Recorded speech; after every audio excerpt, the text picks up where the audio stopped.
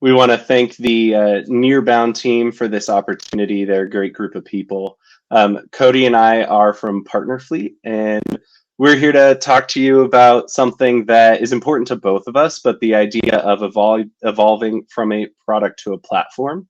What we're going over today is going to be more high level on kind of the stages and what the process looks like. I'm Kenny, the co-founder and CEO of Partner Fleet. My background is in technology partnerships, managing APIs, managing the product side of the integrations that we built, the partner program that we built, and managing the partners themselves at a company where I worked, where I met Cody. Cody, I'll let you do your intro in a second, but just quick overview of Partner Fleet.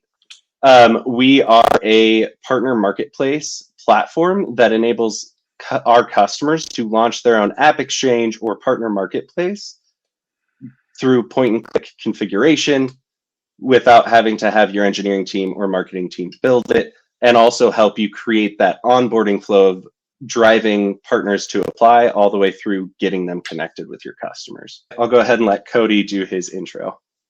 Cool. Yeah. Hey, everyone. Thanks for coming. I'm Cody Sunkel. I'm the co-founder and responsible for go-to-market at Partner Fleet. So I've got my hands in sales, marketing, partnerships, customer success, the whole deal right now.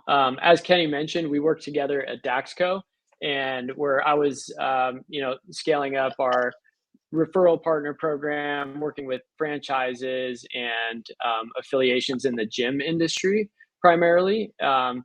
And where Kenny was building the tech partner ecosystem. So we had good collaboration there, and ultimately was like sort of the origin story for Partner Fleet in the first place. But now we get to focus on the topic at hand every day with our customers, which is, helping them evolve from a product to a platform. And we'll go into through the rest of the presentation what that means to us. And hopefully it's helpful to everyone. Okay, so where we wanted to start here was basically just getting some terminology out of the way here, because I think that the idea of a product versus a platform is very confusing, to be honest. People tend to use the term product and platform interchangeably and think they're kind of synonymous, and we don't really think that that's the case. So to start out, let's just like level set and define what those different classifications and definitions are. Within the term product, we kind of see it from two angles. First is a point solution, and then second, we're calling platform potential, but it's really a product suite. And then, the third that we're going to be evolving to is that platform existence and capability. So what I'll do here is just like give quick definitions of each, and then some examples and indicators of that are going to tell you like, hey, I'm probably a point solution, or basically where you're at in that kind of evolution. And I do want to call out that like any of these classifications is a fine place to exist. I think a lot of people will be joining this presentation because they have aspirations to move to a full platform, and that's great. So we're really going to tailor the conversation around that. But you can be a point solution and be perfectly happy and scale a great business, right? Like you don't have to be a platform if that doesn't make sense for you. So anyway, getting that sorted out, a point solution as we see it is a tool that solves one primary problem. And so I'm going to use an example from my previous company called UpLaunch. It was a email and text automation platform for CrossFit gyms, right? So it's very particular, solving one problem, and it's actually verticalized into one relatively small industry. And so some indicators of being a point solution would be, let's say your customers are requesting the same few types of integrations, right? Like for UpLaunch, they want integrations into all the gym management software systems, which we'll talk about in a second. And when you look at like the integration use cases, it really only makes sense to integrate with a few other products. You're not really seeing value being created by more than, like a handful or a dozen other products through integrations.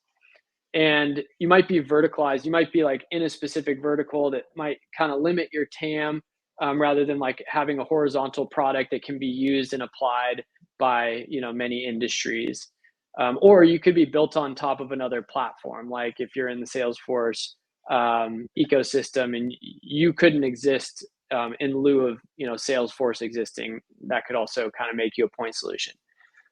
So then that takes us to the product suite, or which we consider a product that has platform potential. So if you have platform potential, your product suite solving various problems. You're available in one box essentially, but you have different use cases that you're solving, different capabilities, all from one product. An example of this being Zen Planner was another product at the last company that we worked at together, Kenny and I. Zen Planner was a gym management software for CrossFit gyms, yoga studios, martial arts academies, etc. And so they had a varied, set of capabilities, from scheduling, class management, billing their gym members, things like that. It did a lot of things, but it wasn't really integrated with other systems very much. And so indicators that you are a product suite and you have platform potential, but you're not quite a platform yet, would be your customers are requesting a high number of integrations and they're trying to solve various use cases, things that you're not even really thinking about yet, but they have a need for. You have independent software vendors and solutions integrators and other types of service providers maybe that are coming to you saying, hey, can we integrate with you? Or hey, can we solve this like additional use case? And maybe you've already proven an ability to expand into other verticals, or you've added products and you're getting traction, and you kind of have product market fit there. So that's what we would consider. I think honestly, like the majority of companies probably are in this product category, but not quite to a platform yet. And so we're going to talk about mostly like how to go from there to platform. So let's now define what it means to be a platform here. And I did find one quote, ironically, is from Scott Brinker, who's in the other session right now. But I think it's pretty good. So a platform plays a more active role in coordinating how multiple products work together. It binds disparate products together and orchestrates them in a common mission. So when I think about a platform, I think you're solving many use cases. You have a lot of varied capabilities. You're interconnected with adjacent companies. That could be not only other technologies, but it could be service providers and other businesses that can, and to our next point is third parties are building on top of your product. So not only are you interconnecting, but you're allowing the platform for other companies to come in and build capabilities that they can monetize, or build an entire company off the back of your product. And so then, the obvious question comes up of what's the benefit? Like, why pursue that in the first place of platforming? And so I want to call out a few benefits here. So when you platform, you create this ecosystem around you. You're going to have hundreds or thousands of third parties that are essentially rooting for you because they're reliant on your success to make sure that they're successful. And through that, you're creating network effects. You're creating more people who are on your platform that create more value essentially for your users. And that creates a competitive moat.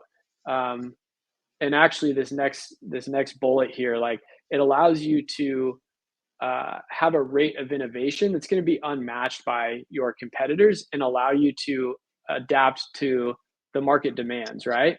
And so all of that together sort of creates this competitive moat that is really tough for anyone to kind of chase after. And so this graph on the right side, on the x-axis, we have time, so year over year. And on the y-axis, we have essentially the number of use cases that are being solved. And so if you're to take this sort of product suite approach, then you're gonna solve, sort of more at a linear rate, like additional use cases over time. And maybe 6 years in, you have 20 additional use cases. But with partners and an ecosystem and this platforming approach, you might start off a little slow, but you're going to grow the number of use cases exponentially to solve those needs for your customers, and make your partners really happy, which is going to create this network effect flywheel that benefits your company. So hopefully that level sets us, and it brings us into sort of like, what do we do from here if we know that we want to pursue that platform strategy?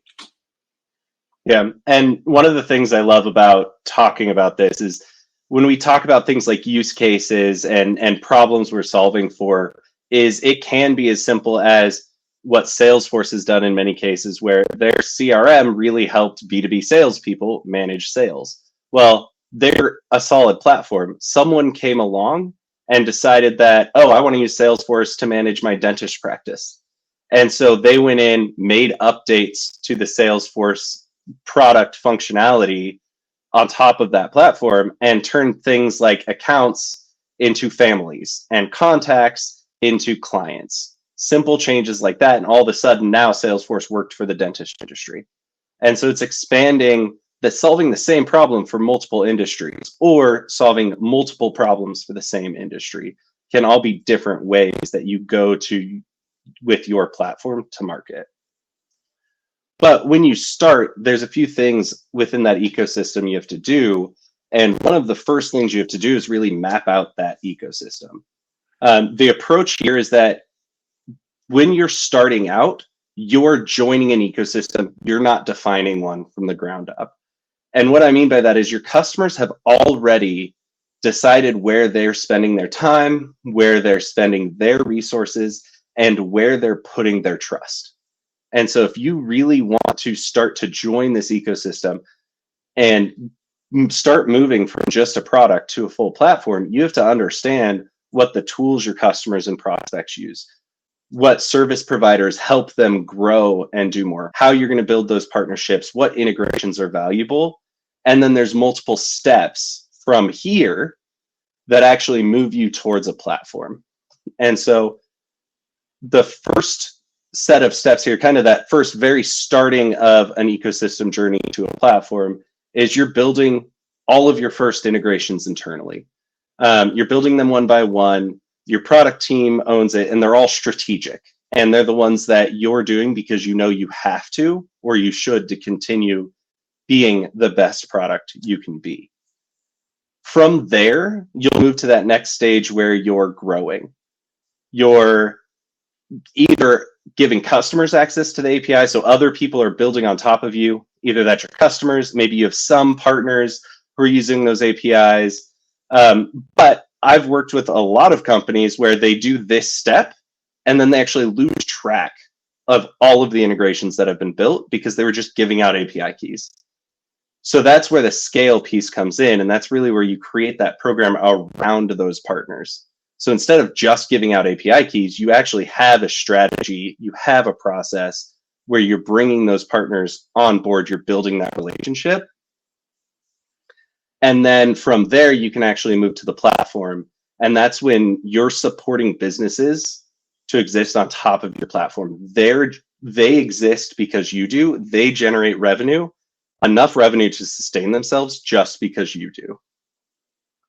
And so that really becomes when you're focusing on that value at scale for everybody else, just as much as you're focusing on it yourself. And so I'm going to walk through and deep dive on each of these stages. So jumping back to that first one, where you're building all of those integrations yourself. This is the most common starting place for companies, right? You know your strategic integrations you have to build to actually solve the problems you're going after. And so you're doing them one by one, you're comparing them against each other, but there's always a massive bottleneck within the product team being able to move at the speed they can move. But you're going to build a few very important integrations. For a lot of companies, this is your Salesforce HubSpot integrations or your marketing automation integrations, the ones that are core to you. And you're learning how you fit into the ecosystem that exists. What are the biggest use cases that you can go after? But once you start to track this, you realize, you're getting a lot of integration requests from prospects and customers. And so you need to start tracking, are people using integrations? What are those integration requests they're making? Is it affecting sales? Is it driving longer or better retention metrics. Like these are the things you focus on with those core integrations. And then you can realize as you start to get more requests that you can't keep up for it. And the impact of those requests keep getting bigger and your backlog keeps getting further and further away. And so that's when you will be like, okay, why don't we just build a bunch of APIs? This is important. You have to do this because if you don't build APIs or a way for partners and others to build to you, you can't ever get to that platform stage. You can't really open it up and allow people to do more. There's a question in the chat that I got interrupted with. How do you overcome the perfect product conundrum? And ultimately, is some devs want to have the perfect product and they refuse to start exploring other options. Honestly, my experience with that is you want to be the best at what you do, but you can't be the best at everything.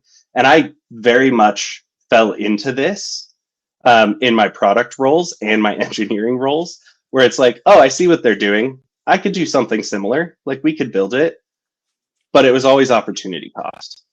And so we'll get to that actually a bit more later. But as a quick answer to you, Diego, is it comes down to when working with engineer and product, you come to them with the problem you're trying to solve, and you have to compare and contrast it to the other problems. Sorry, I got distracted by that question, but I think it was a great one.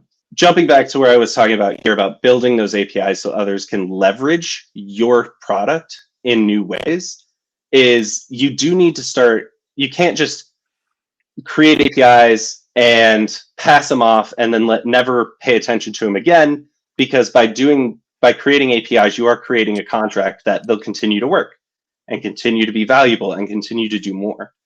And a lot of companies will stop here and think that they've created a platform. The bottleneck is really this next one, where you build a program around your partners. So this is where you actually start to generate those relationships, generate more and more value outside of just APIs. And Cody, I'm going to pass it back over to you to cover this. Yeah, cool. So yeah, the next phase of this is basically taking all the technical infrastructure that you built in the last couple stages and layering on a program. And so that's a program for your partners essentially. And part of this is, obviously you have to have the technical infrastructure, but the program is what allows you to build relationships that make partnerships a catalyst for growth. And so what we're looking to do here is both provide a more formalized method for your partners to come in and engage with your company and your program, and also utilize technology and processes and create processes to streamline how all of that is going to take place. And so it's important at this stage to look at okay, let's install a PRM. Let's look at account mapping solutions. Let's put a marketplace in place, right? So that you can deliver these new offerings to your customers somehow. And it's all those things that need to come together. Oftentimes people will also want to create self-service, because the nature and definition of a platform is that it's going to be scaled. And it's really, really hard to have an individual relationship with every single partner. But what you can do is you can create relationships with your strategic partners and create very exciting and useful self-serve workflows for your long tail partners at this point. So getting all that infrastructure in place and putting, weaving it together with your program is what's needed at this point once you have all the technical infrastructure built. And so then what we're going to be looking to track is, you want to look at how much adoption of integrations are we getting? Same with service partners. Are we driving business to our partners? Are we getting business from partners? And then just overall, are we solving additional use cases that we couldn't solve with our own development resources? And how valuable is that to our company and our ecosystem overall? Awesome. And I think that a lot of companies, they'll get to that stage, right, where you've got a program, and that's fantastic. That is really difficult to convince your C-suite that you actually need to build process and everything around it. And really It's when your executive team and every go-to-market function aligns is when you start moving in that direction of actually being a platform. From a technical perspective, one of the key differences from stage 3 to stage 4 is going to be that window within your own solution. And so you have APIs, you have data that's passing back and forth, you have additional use cases, but think of HubSpot, where now there's widgets essentially within HubSpot. And so people are logging into your product and interacting with all of your partners from one view or as close to one view as possible. And you've got this massive demand from customers of more and more use cases, more and more partners. You've also have a large demand of partners coming to you and saying, hey, you guys are doing amazing. We want to work with you. And we think that by working with you, it's going to make a huge play for us. And so this is where you start to get to the point where you can't have a relationship with every single partner here. So you have to work on those automated processes, the automated developer workflows and all of that, and making sure that your system scales. HubSpot recently reached 1,000 partners, and I think now they're up even a few hundred more than that. And that scale has been significant for them. And you're now opening up more opportunities for partners to get connected with your customers and for your customers to solve more problems through you and your partners. This is also we mentioned the demand on both sides. So your customers want to connect with your partners. You have to create a way for them to identify, discover, and work with those partners. Commonly, that's a marketplace platform of some sort. And you need a way for those partners who have a lot of demand to work with you to come in and be onboarded. And so that's really what you're focusing on at this point, is that holistic. Now, there's a couple comments that I want to touch on. And Alan, I think you actually called out something that I missed, is that it's not that we're saying build your APIs and then build your program around it. It's best if you can actually do them both at the same time. So you kind of combine stage 2 and stage 3 into one stage, where you're going from building everything yourselves to having a program to matching all of your partners. But a lot of companies kind of built their APIs from a technical perspective before bringing in partnerships and thinking about it from that perspective. And so if you can have that technical marriage with your partnership team at an early stage, that's the best experience. But that also leads to one of the key things that's different as you're going through this process. And Cody, I'll drive that back over to you to talk about the go-to-market approach. Yeah, awesome. So actually, when we were thinking through this deck and presentation, we realized that there's specific go-to-market motions that sort of align to these stages that we're presenting here.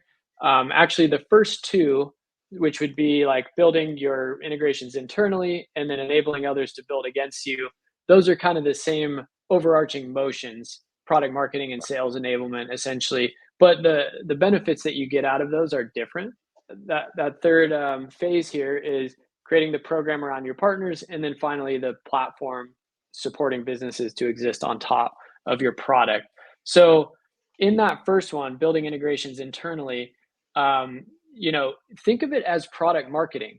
Like, a lot of companies make the mistake of putting a ton of energy and time and development resources into building integrations, and they sit on the shelf because no one knows they exist.